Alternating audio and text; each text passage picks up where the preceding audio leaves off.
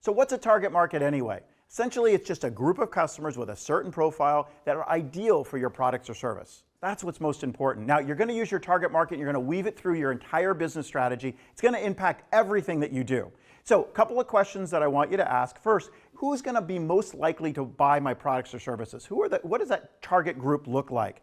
Who's going to be most willing to pay the price that I'm going to charge? Who will understand and appreciate what I'm delivering in terms of my products and services? And that's really what's important. Target market breaks down into two different groups. It breaks down into demographics and psychographics. There's two different types that we use to define our target market. Demographics, pretty easy. Age, income, occupation, geography. We're going to go through those. Psychographics are a little bit more touchy-feely. They're about personality, beliefs, values, lifestyles, things such as that. We're going to define attributes in each one of those categories, and that's going to make up our target market. Supercuts. If you're not familiar with supercuts, they cut hair, hence the name supercuts.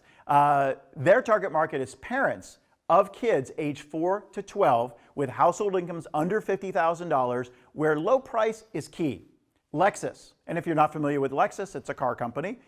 They are targeted at professional men and women age 35 to 64 who value quality and image. They're higher income earners and they value quality over price. And how about Rolex? Rolex is targeted at professionals. They're well-educated, college-educated, white-collar men between age 45 and 64 years old.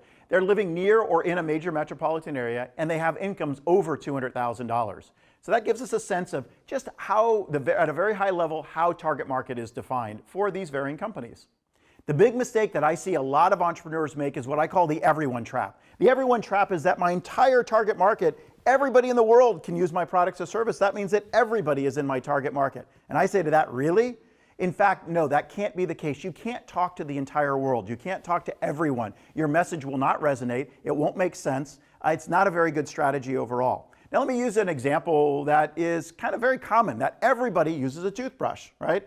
But yet, is everybody the target market for toothbrushes? Absolutely not. In fact, there are different types of toothbrushes. There are really cheap toothbrushes that are 99 cents. There are more sophisticated toothbrushes that vibrate in your mouth that might be like $10. And then there's these super expensive toothbrushes that are $200 and $300. And each one of those has different targets, right? So it's very interesting. Now, add one other layer into this, which is who actually buys the toothbrush in the family. Typically, moms are the ones that are going to buy the toothbrushes in families, so therefore she might be more of the target market than other folks. So we can start to carve out different types of products for different customer groups, and within that, who's actually going to buy those. That starts to define who our target market is.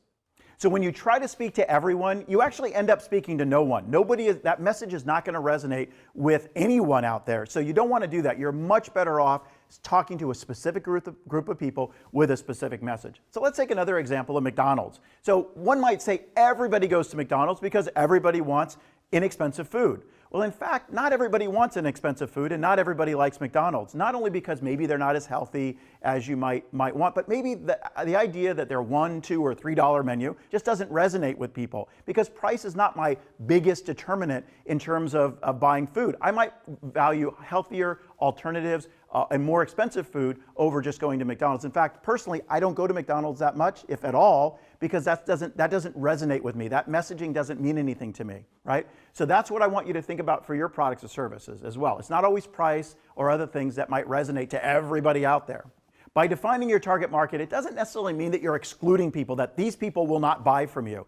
That's not what we're doing. What we're doing is we're defining a market in such a way that says, here's who I'm speaking to, here's who I'm going after. It doesn't mean that other people won't come in outside that target market and buy from you. And that's something that's really important for you to understand. It might ease a little bit of your worry about narrowing down your target market to something that's meaningful. Otherwise, you're going to want to keep blowing it out just like all the other entrepreneurs. You want to keep making it bigger and bigger. What we want to do is we want to get down to something that's reasonable and that I can speak to my target audience.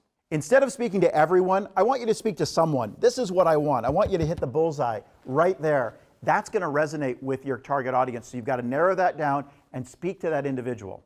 Nike doesn't sell to everybody that has feet. That's ridiculous. But in fact, they have a much more focused target market. Their market is about 18 to 55.